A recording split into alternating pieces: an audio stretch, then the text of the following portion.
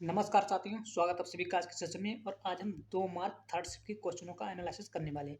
जो भी क्वेश्चन आप देख रहे हैं सारे क्वेश्चन हैं, ठीक है, और जिनका मैं बिल्कुल 100% आंसर के साथ आपको आंसर बताने वाला हूँ, ठीक है। तो आइए शुरू करते हैं आज का सेशन।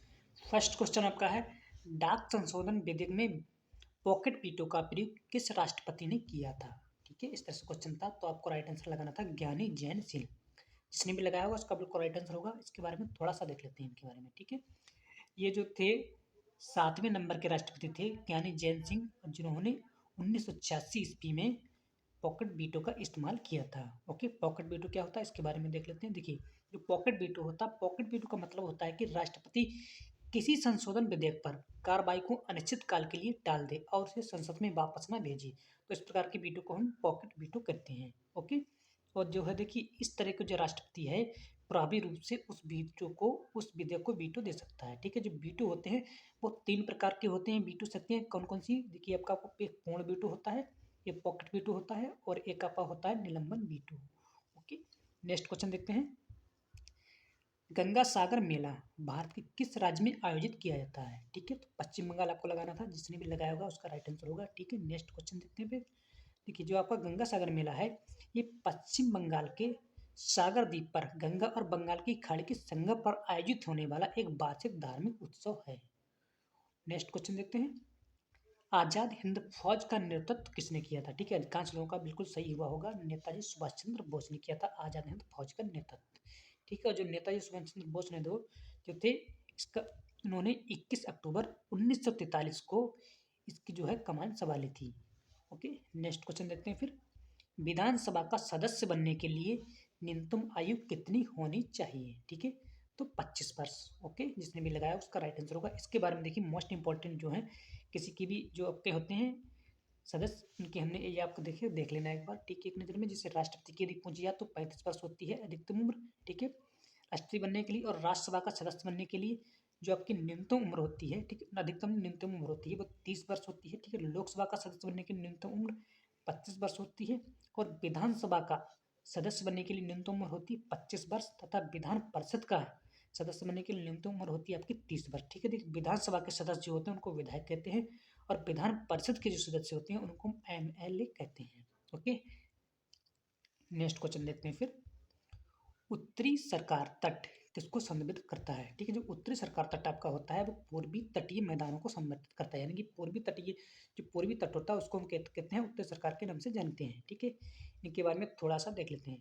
देखिए, यह जो मैदान आपका है बंगाल की खाड़ी और पूर्वी घाट के बीच में फैला हुआ है। ठीक है, और यह जो मैदान आपका है उत्तर तथा दक्षिण को 2 हिस्सों में बांटता है, जिसके जो उत्तरी हिस्से को हम उत्तरी सरकार के नाम से जानते हैं और जो दक्षिणी हिस्सा होता है उसको हम कोरोमंडल तट के नाम से जानते हैं। ठीक है, और जो इसी मैदान में जो है, ये जो आपका जो मैदान है महानदी गोदावरी कृष्णा और कावेरी जैसी बड़ी नदियों का डेल्टा भी बनाती हैं। ओके, नेक्स्ट क्वेश्चन देखते हैं फिर। भारत के शिक्षा मंत्री कौन है? ठीक है, तो भारत के जो शिक्षा मंत्री हैं जो वर्तमान, उनका नाम है धर्मेंद्र प्रधान। जिसने भी लगाया होगा राइट आंसर है उसका। ठीक है, करेक्ट आंसर होगा जिसने भी लगाया होगा। इसके बारे में थोड़ा सा देखते हैं। देखिए, वे जो है पेट्रोलियम प्राकृतिक गैस मंत्री और इसके साथ साथ इस्पात मंत्रालय भी उनको मिला हुआ है, ठीक, रह चुके हैं। तथा मौलाना अबुल कलाम आज़ाद जो हैं भारत के पहले शिक्षा मंत्री थे। ओके, नेक्स्ट क्वेश्चन देखते हैं फिर। तीसरी अनुसूची किससे संबंधित है? ठीक है, तो आपकी तीसरी जो अनुसूची है वो शपथ और प्रतिज्ञापन से संबंधित है। प्रतिज्ञापन का मतलब होता है शपथ तथा उनके प्रतिज्ञा से। ठीक है, जो प्रतिज्ञा ली जाती है उससे संबंधित है। उसके बारे में थोड़ा सा देख लेते हैं कि ये इसमें जो है उन लोगों के लिए शपथ और प्रतिज्ञापन प्रारूप शामिल है जिन्होंने संवैधानिक पदों पर नियुक्त किया जाता है और या उनको चुना जाता है। ठीक है, यानी कि जो बड़े बड़े मंत्री नेता होते हैं, राष्ट्रपति उपराष्ट्रपति, उनके लिए होता है। ओके, नेक्स्ट क्वेश्चन देखते हैं। वैदिक सभ्यता किससे संबंधित है? ठीक है, तो वैदिक सभ्यता के बारे में एक क्वेश्चन था। ठीक है, इसका संबंध पूछा गया था। ठीक, क्वेश्चन थोड़ा बहुत चेंज भी हो सकता है। तो देखिए, इसका जो संबंध होता है वैदिक सभ्यता का संबंध जो कृषि तथा पशुपालन से था, क्योंकि वैदिक काल में जो अधिकांश कृषि तथा जो जीवन था व्यक्तियों का वो कृषि पर आधारित था और पशुपालन पे। ठीक है, जो वैदिक काल में जो थी खेतों की जुताई बुआई सिंचाई कटाई आदि का जो काम जो है कुशलता से किया जाता था और जो है पशुओं की गोबर की जो खाद है खेतों को बहुत ही अधिक उपजाऊ बना रही थी। ओके, बनाती थी। और जो गोबर को गायों को जो धन तथा आर्थिक समृद्धि का प्रतीक माना जाता था वैदिक काल में। ठीक है, नेक्स्ट क्वेश्चन देखते हैं फिर। स्वर्णिम चतुर्भुज राजमार्ग नेटवर्क की कुल लंबाई कितनी है? ठीक है, तो स्वर्णिम चतुर्भुज जो परियोजना होती है राजमार्ग, उसकी जो कुल लंबाई है 4 राजमार्ग है, ठीक है। उन चारों राजमार्ग की जो कुल लंबाई है 5,846 किलोमीटर की लंबाई है उनकी, ठीक है। और यह जो है भारत में पूरी की गई सबसे बड़ी राजमार्ग परियोजना है तथा यह दुनिया की 5वीं सबसे लंबी राजमार्ग परियोजनाओं में से एक है, ठीक है। अब ये स्वर्णिम चतुर्भुज योजना है वो 13 राज्यों से होकर गुजरती है, ठीक है। और यह चतुर्भुज ये स्वर्णिम चतुर्भुज परियोजना की जो भारत के 4 राष्ट्रीय राजमार्ग को जोड़ती है, ये भी आपको ध्यान रखना है। ओके, नेक्स्ट क्वेश्चन देखते हैं। चंद्रगुप्त मौर्य का पुत्र कौन था? ठीक है, तो चंद्रगुप्त मौर्य का जो पुत्र था वो बिंबिसार था। जिसने भी लगाया होगा उसका राइट आंसर होगा। देखिए जो बिंबिसार है इसको अमित्रघट के नाम से भी जाना जाता है। और जो बिंदुसार जो था वो भारत के जो मौर्य सम्राट था उसका दूसरे नंबर का एक सम्राट था, ठीक है। और जो बिंदुसार जो होता है, ठीक है, वह जो है राजवंश जो थे चंद्रगुप्त मौर्य वंश के संस्थापक थे जो चंद्रगुप्त उनके पुत्र थे। और जो सबसे जो प्रसिद्ध शासक हुए थे अशोक, और उसके पिता भी थे, ठीक है। अशोक के पिता के बारे में पूछा जा सकता है, तो अशोक के पिता का नाम क्या है? बिंबिसार। ओके, नेक्स्ट क्वेश्चन देखते हैं फिर। सामाजिक, आर्थिक और राजनीतिक न्याय की अवधारणा किस क्रांति से ली गई है? ओके, तो सामाजिक, आर्थिक, राजनीतिक और न्याय की जो अवधारणा है वो रूसी क्रांति से ली गई। जिसने भी लगाया होगा उसका राइट आंसर होगा। देखिए जो रूसी क्रांति थी वो 1917 में शुरुआत की गई थी। क्यों? क्योंकि राजशाही के उन्मूलन के साथ इसको शुरू किया गया था और इसका जो नेतृत्व है व्लादिमीर लेनिन ने किया था। ओके, मोस्ट इंपॉर्टेंट पॉइंट दोनों देख लेना, ठीक है, आ सकता है क्वेश्चन। नेक्स्ट क्वेश्चन देखते हैं। यूक्रेन के साथ समझौते किस महीने में हुआ था?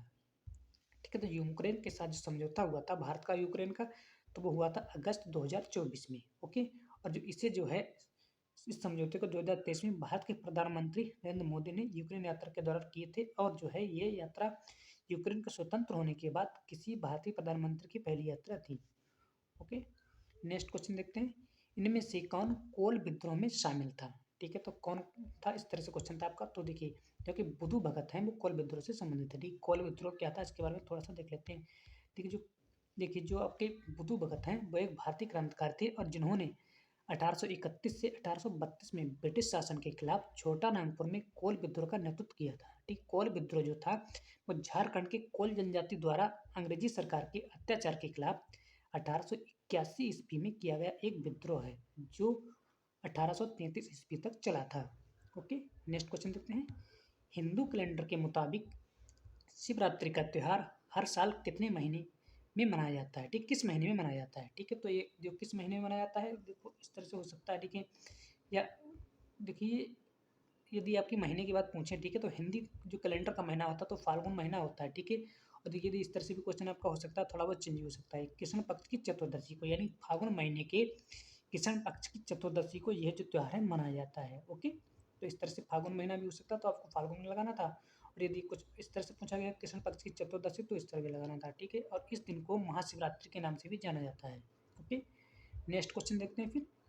2024 में जीडीपी कितनी थी? ठीक है, यानी देखिए जीडीपी से क्वेश्चन एक था तो कुछ थोड़ा बहुत चेंज भी हो सकता है। देखिए तो इसकी दर की बात करें तो 2024-25 में भारत की जीडीपी जो थी 6.5% की वृद्धि दर होने का इसमें अनुमान लगाया गया था। ओके, जो कि 2023-24 के मुकाबले कम थी। और यह जो थी जीडीपी 2023-24 में 9.2% की वृद्धि थी उसमें।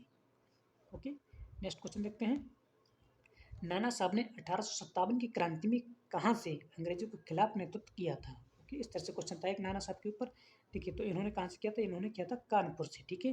तो नाना साहब ने कानपुर से विद्रोह किया था, ठीक है। जो नाना साहब थे वो पेशवा बाजीराव द्वितीय के दत्तक पुत्र थे और उनके मूल जो नाम था वो धुंधु पंत था उनका मूल नाम। ओके, नेक्स्ट क्वेश्चन देखते हैं फिर। सिखों के तीसरे गुरु कौन थे? ठीक है, तो सिखों के दूसरे गुरु का नाम पूछा गया था। तो सिखों के जो तीसरे गुरु थे उनका नाम था गुरु अमरदास, ठीक है। तो इनके बारे में थोड़ा सा देख लेते हैं। देखिए जो गुरु अमरदास हैं उनका जन्म 5 मई 1479 ईस्वी को हुआ था और उनका जो निधन है वो 1 सितंबर 1574 ईस्वी को हो गया था। गुरु अमरदास गुरु अंगद देव के उत्तराधिकारी थे और उन्होंने लंगर की व्यवस्था को बढ़ावा दिया तथा कई जगहों पर लंगर की व्यवस्था भी की थी, ठीक है। इससे क्वेश्चन पूछा जा सकता है कि लंगर की व्यवस्था किसने की थी? गुरु अमरदास है, इसलिए इनका क्वेश्चन पूछा गया, ठीक है। और उन्होंने जिस सिखों के एक समुदाय का गठन किया जिसके बाद उसे अमृतसर नाम दिया गया। ओके, नेक्स्ट क्वेश्चन जानते हैं।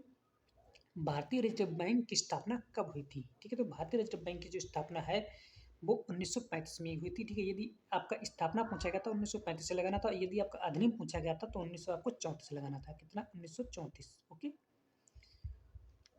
क्वेश्चन थोड़ा बहुत चेंज भी हो सकता है, इसके बारे में थोड़ा सा देख लेते हैं डीप में। ओके, देखिए जो भारतीय रिजर्व बैंक अधिनियम 1934 के तहत भारतीय राष्ट्रीय रिजर्व बैंक की स्थापना की गई थी, यानी कि अधिनियम पूछा गया तो 1934 लगाना था आपको, ठीक है। और आरबीआई के केंद्रीय कार्यालय जो है पहले कोलकाता में हुआ था और जिसे बाद में मुंबई स्थानांतरित कर दिया गया, ठीक है। जो पहले केंद्रीय कार्यालय उनको खोला गया था वो कोलकाता में खोला गया था। ओके, और आरबीआई के कामकाज का संचालन केंद्रीय निर्देशक बोर्ड करता है तथा भारत सरकार में आरबीआई के बोर्ड के सदस्यों की नियुक्ति भी करता है, भारत सरकार ही करती है। ओके, और इस अधिनियम के तहत बैंक नोटों का डिजाइन, रूप और सामग्री भी तैयार करती है। ओके, नेक्स्ट क्वेश्चन देखते हैं, तात्या टोपे का संबंध किस छावनी से था, ठीक है। तो इसी तरह से क्वेश्चन था, तो तात्या टोपे का जो संबंध है वो ग्वालियर की टुकड़ी से था, ठीक है। कहाँ से था? ग्वालियर की टुकड़ी से था, इसने मिलेगा उसका राइट आंसर होगा। इसके बारे में थोड़ा सा देखते हैं। देखिए, जो तात्या टोपे थे वो 1857 के भारतीय विद्रोह के दौरान कानपुर, ग्वालियर और रानी लक्ष्मीबाई के साथ लड़े थे। तात्या टोपे के कुछ समय के लिए ईस्ट इंडिया कंपनी की बंगाल सेना की तोपखाना रेजिमेंट में उन्होंने काम किया। तात्या टोपे को 18 अप्रैल 1859 को सिपरी में भी ब्रिटिश सरकार ने इन्हें को फांसी दे दी थी। मेरे अधिकांश काम तो उन्होंने ब्रिटिश सरकार के साथ ही किया था। ओके, नेक्स्ट क्वेश्चन देखते हैं, 8 अक्टूबर 2024 को भारतीय वायुसेना की परेड कहाँ आयोजित की गई थी, ठीक है। 8 अक्टूबर 2024 को भारतीय वायुसेना की जो परेड है वो चेन्नई में स्थापित की गई थी। कहाँ? चेन्नई में, ठीक है। यदि 2023 वाली पूछी है, ठीक है, तो आपको कहाँ लगाना था? प्रयागराज में, ठीक। प्रयागराज, उत्तर प्रदेश की प्रयागराज में 2023 वाली की गई थी, ठीक है। और 2024 वाली कहाँ की गई है? आपकी चेन्नई में, ठीक है। और जो वायुसेना की जो है भारतीय वायुसेना की 8 अक्टूबर 2024 को 51वीं वर्षगांठ बनाई गई थी और 2023 में 51वीं बनाई गई थी। ओके, कौन सी 52वीं गाइड वर्षगांठ बनाई गई, ये भी पूछा जा सकता है, ठीक। ओके, ठीक। इस मौके पर चेन्नई स्थित, ठीक है, जो स्थित स्थान का नाम था चेन्नई के अंदर कौन था?